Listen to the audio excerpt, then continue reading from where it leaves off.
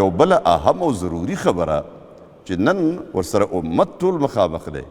بلکې دا زموږ اورېدونکي د پښتنو معاشره چې څومره ده، بلکې زموږ ټوله ملکي معاشره او دا چې د چا چې د بهر دنیا تجربه شوي، نو په بهر دنیا کې هم ټوله دنیا کې یو عمومي وبا ده بالکل وبایي کیفیت دی. ده یو خو دا د کرونا وبا ده که نه، دغه وبا نه دا بله وبا جوړه شوې ده او هغه دا ده تاسو په غور باندې دا خبره واورئ. هغه دا ده چې ټول خلک وایي چې موږ د روژې د شپې یخ یو، زموږ زنانه هم یخي، زموږ بچي هم یخي، نارینه هم یخي، چېرته الا ماشاءالله څوک پکې لږ ساعت دپاره اوده کېږي، ګنټه نیمه، دې نه علاوه ټول یخي. او بیا په دې باندې فخر هم کوو چې یاره د روژې په شپه کې موږ نه اوده کېږو. تاسو ښه په غور باندې دا خبره واورئ، د روژې په شپه کې خوب نه کوو، نو عموما دا ښه خبره ګڼلی کېږي چې د روژې شپه په بیدارۍ تېره شي، په یخه تېره شي. لیکن تاسو دې حساس پوینټ ته او دې نقطې ته متوجه شئ چې دا خبره چې د روژې په شپه کې مونږ یخ یو، محض یخ پاتې کېده هېڅ نیکي نه ده،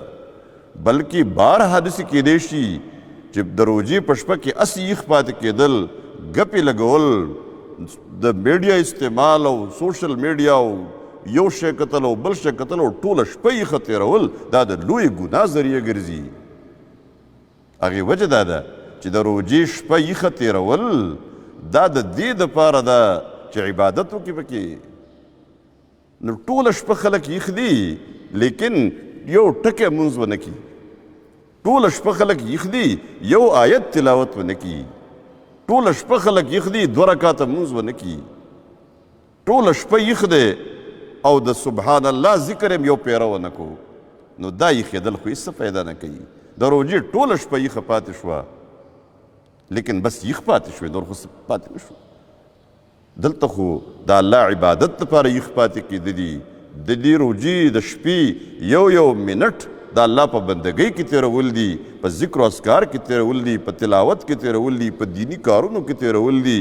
چې کوم خلک کم خدمت د دین کولی شي، د قرآن کریم په درسونو کې، د قرآن کریم په دعوت کې، د په تبلیغ کې،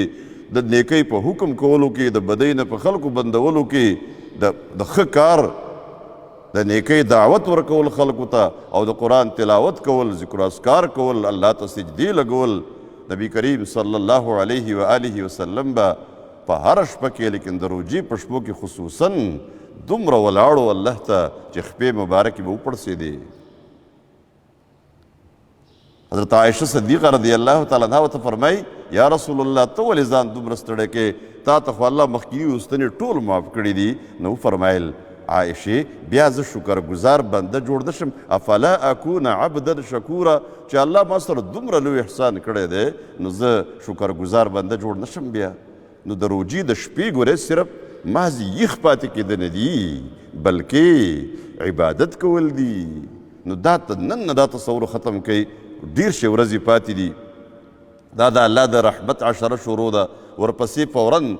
سبا بل سبا څو ورځې پس د مغفرت عشره شروع کېدو واله ده، د دوزخ د اور نه د نجات عشره شروع کېدو واله ده. په دې کې الله ته خپل عبادت ښودل دي، الله ته خپل بندګي ښودل دي، الله ته دا ښودل دي زه بنده یم، د سترګو نه اوښکې بهېده پکار دي، جړا پکار ده، سجدې پکار دي. هغه سجدې چې زموږ د نجات ذریعه جوړه شي، هغه سجدې لګول دي، محض